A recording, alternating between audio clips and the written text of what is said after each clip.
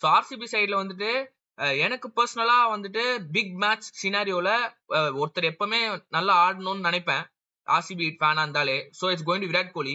So நீங்க பாத்தீங்கன்னா RCB தோத்த 5 மேட்ச் அதுல பாத்தீங்கன்னா விராட் கோலி ஸ்கோர்ஸ்லாம் பாரு. ஆர்ஆர் கூட 32 ரன்ஸ், ஓகேவா, டிசி கூட 19 ரன்ஸ், ஜிடி கூட ஒரு மேட்ச் தோத்துருக்காங்க, அதுவும் 28 ரன்ஸ். ஸோ லக்னோ கூட டக்கு, அதே மாதிரி லாஸ்ட் மேட்ச் சன்ரைஸ் கூட 15 ரன்ஸ். ஸோ அவர் பார்த்தீங்கன்னாலே தெரியுது, அதாவது விராட் கோலி எந்தெந்த மேட்ச்லாம் பெர்ஃபார்ம் பண்ணலையோ அந்த மேட்ச் அவங்க தோத்துடுறாங்க.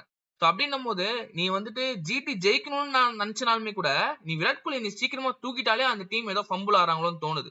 So I feel Virat Kohli will be the crucial game changer of this match RCB ஜெயிக்கணும்னா. அண்ட் ஆல்சோ வந்து நான் ஜிடி சைடு வரேன். ஜிடி நம்ம வந்துட்டு டாப் 3 பத்தியே பேசிட்டு இருக்கோம். ஆனா எனக்கு என்னமோ அந்த கரேபியன் ஒருத்தர் இருக்காருல்ல மிடில் ஆர்டர்ல, அவர் என்னமோ இந்த மேட்ச் ஏதோ பண்ணுவாரோன்னு தோணுது.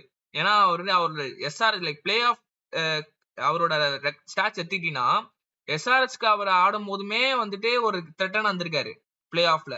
அண்ட் ஆல்சோ வந்துட்டு அவரோட அந்த மிடில் ஓவர்ஸ்ல போடக்கூடிய ஓவர் அண்ட் ஆல்சோ அவரோட பேட்டிங் ஆடக்கூடிய அந்த லாஸ்ட் 5 ஓவர்ஸ் வந்துட்டு ஜிடியோட கேம் டிசைட் பண்ணுமோன்னு தோணுது.